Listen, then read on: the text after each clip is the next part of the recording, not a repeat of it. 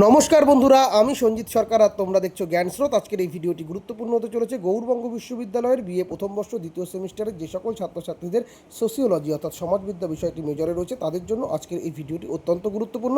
এই ভিডিওতে তোমাদের আসন্ন পরীক্ষার জন্য গুরুত্বপূর্ণ 10 নম্বর মানের প্রশ্নগুলো বলা আছে, 2 নম্বর মানের প্রশ্নগুলো বলা নেই। 10 নম্বরের জন্য যে টপিকগুলো বা যে প্রশ্নগুলো গুরুত্ব সহকারে দেখবে সেই প্রশ্নগুলো কিন্তু আজকের এই তালিকাতে রয়েছে। তোমরা অবশ্যই এই প্রশ্নগুলো ভালো করে প্র্যাকটিস করে গেলে পরীক্ষায় কিন্তু ঠান্ডা মাথায় দিয়ে আসতে পারবে, এটুকু বিষয়ে কিন্তু আমরা আশাবাদী। তো বেশি দেরি করবো না, সরাসরি মূল ভিডিওতে প্রবেশ করব। তো ভিডিওতে যাওয়ার আগে কয়েকটা গুরুত্বপূর্ণ কথা। ভিডিওটি ভালো লাগলে অবশ্যই লাইক করবে, কমেন্ট করে তোমরা তোমাদের মতামত জানাবে, বন্ধুদের মধ্যে শেয়ার করবে। চ্যানেলে প্রথম হয়ে থাকলে অবশ্যই সাবস্ক্রাইব করে পাশে দেওয়া নোটিফিকেশন বেল আইকনটি ক্লিক করে রাখবে পরবর্তী আপডেট পাওয়ার জন্য। আর ভিডিওটি তোমরা যদি ফেসবুক বা ইনস্টাগ্রাম প্ল্যাটফর্মে দেখে থাকো তাহলে অবশ্যই পেজটিকে ফলো করে দিও। যারা যারা পরবর্তীতে আমাদের কাছে অনলাইন বা অফলাইনে টিউশন করতে চাও বা প্রিন্টেড পিডিএফ পেড নোটস সংগ্রহ করতে চাও তারা অবশ্যই হোয়াটসঅ্যাপে মেসেজ করতে পারো 7384384758 নাম্বারে। তো চলো শুরু করা যাক আজকের এই গুরুত্বপূর্ণ ভিডিওটিকে। তো বন্ধুরা, তোমরা সোশ্যোলজিতে যে প্রশ্নগুলো খুব ভালো করে পড়বে, প্রথমেই ভূমিকা ও দ্বন্দ্ব কী, এর কারণ ও সামাজিক জীবনে এর প্রভাব আলোচনা করো।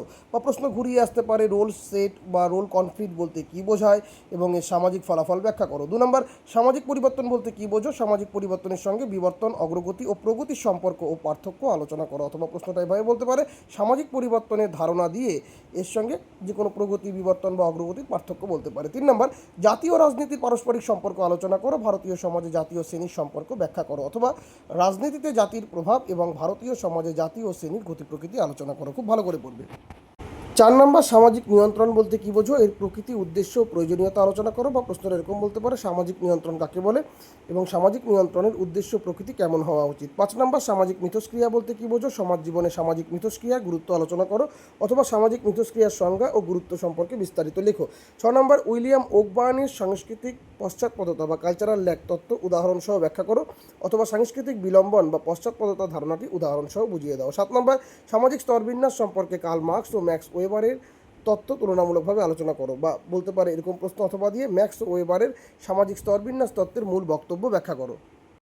8 নম্বর প্রশ্ন, সামাজিক নিয়ন্ত্রণের আনুষ্ঠানিক ও অনানুষ্ঠানিক মাধ্যমের মধ্যে পার্থক্য আলোচনা করো। আইন ও শিক্ষা কীভাবে সামাজিক নিয়ন্ত্রণে গুরুত্বপূর্ণ ভূমিকা পালন করে তা ব্যাখ্যা করো। অথবা সামাজিক নিয়ন্ত্রণের মাধ্যম বা উপায়গুলি আলোচনা করো এবং সামাজিক নিয়ন্ত্রণে পরিবার, শিক্ষা ও ধর্মের ভূমিকা লেখো। আলাদা আলাদা করেও বলতে পারে। 9 নম্বর, সামাজিক কাঠামো বলতে কী বোঝো, সামাজিক কাঠামোর উপাদান ও প্রধান বৈশিষ্ট্যগুলি আলোচনা করো। অথবা সমাজ কাঠামো কাকে বলে প্রকৃতি সহ বিস্তারিত আলোচনা করো। 10 নম্বর, স্বাধীনতার পর ভারতে সংঘটিত আইনগত, সামাজিক, অর্থনৈতিক, জনমিতিক ও সাংস্কৃতিক পরিবর্তনগুলি আলোচনা করো। অথবা স্বাধীনোত্তর ভারতের সমাজে সার্বিক রূপান্তর ও পরিবর্তনের ধারাটি মূল্যায়ন করো। 11 নম্বর, জাতি, শ্রেণী ও লিঙ্গ কীভাবে সামাজিক অসমতা সৃষ্টি করে আলোচনা করো। অথবা লিঙ্গ বৈষম্য, ভারতের চতুর্বর্ণ ব্যবস্থা এবং জাতীয় শ্রেণীর অসমতা কীভাবে গড়ে ওঠে তা লেখো। গুরুত্বপূর্ণ প্রশ্ন রয়েছে এগুলো। 12 নম্বর প্রশ্ন, ধর্ম ও গণমাধ্যম কীভাবে সামাজিক নিয়ন্ত্রণের অনানুষ্ঠানিক মাধ্যম হিসেবে কাজ করে আলোচনা করো। অথবা সমাজ নিয়ন্ত্রণে ধর্ম, শিক্ষা, গণমাধ্যম ও সংস্কৃতির সার্বিক ভূমিকা ব্যাখ্যা করো। 13 নম্বর, সামাজিক মর্যাদা ও ভূমিকা বলতে কী বোঝো, এদের পারস্পরিক সম্পর্ক, বিভিন্ন প্রকারভেদ আলোচনা করো। অথবা সামাজিক মর্যাদা ও ভূমিকার মধ্যে পার্থক্য এবং এদের সম্পর্ক বিস্তারিত আলোচনা করো। 14 নম্বর, সামাজিক পরিবর্তনের প্রধান কারণগুলি বিস্তারিত আলোচনা করো। অথবা সামাজিক পরিবর্তনের বিভিন্ন উপাদান ও কারকগুলি বিবরণ দাও। 15 নম্বর, সামাজিক স্তরবিন্যাস বলতে কী বোঝো, এর বৈশিষ্ট্য আলোচনা করো এবং সামাজিক পার্থক্য ও সামাজিক স্তরবিন্যাসের মধ্যে পার্থক্য নিরূপণ করো। অথবা সামাজিক স্তরবিন্যাসের মূল বৈশিষ্ট্যগুলি কী কী, সামাজিক পার্থক্য ও স্তরবিন্যাসের বৈসাদৃশ্যগুলি তুলে ধরো। 16 নম্বর, সামাজিক প্রক্রিয়া বলতে কী বোঝো, সহযোগিতা, প্রতিযোগিতা, সংঘর্ষ, সামঞ্জস্য ও আত্মীকরণের বৈশিষ্ট্য আলোচনা করো। অথবা সামাজিক কার্যপ্রক্রিয়া কাকে বলে, বিভিন্ন প্রক্রিয়ার প্রকারভেদ ও বৈশিষ্ট্যগুলি বিশ্লেষণ করো। 17 নম্বর, সামাজিক গতিশীলতা বলতে কী বোঝো, এর বিভিন্ন প্রকার আলোচনা করো এবং ভারতে অভিবাসনে এর ভূমিকা ব্যাখ্যা করো। অথবা সামাজিক সচলতার প্রকৃতি ও প্রকারভেদ আলোচনা করে ভারতীয় সমাজের গুরুত্ব ও অভিবাসনের সব প্রভাব ব্যাখ্যা করো।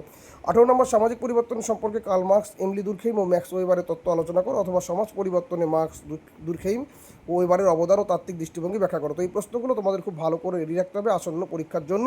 এই প্রশ্নগুলো পড়লে আশা করছি তোমরা পরীক্ষার হলে খুব ঠান্ডা মাইন্ডে গিয়ে সুস্থ স্বাভাবিকভাবে পরীক্ষা দিয়ে আসতে পারবে। তো এই প্রশ্নগুলো খুব ভালো করে প্র্যাকটিস করো। সকলকে শুভেচ্ছা ও শুভকামনা জানিয়ে এবং পরীক্ষার জন্য বেস্ট অফ লাক জানিয়ে আজকের এই ভিডিও এখানে শেষ করছি। ধন্যবাদ।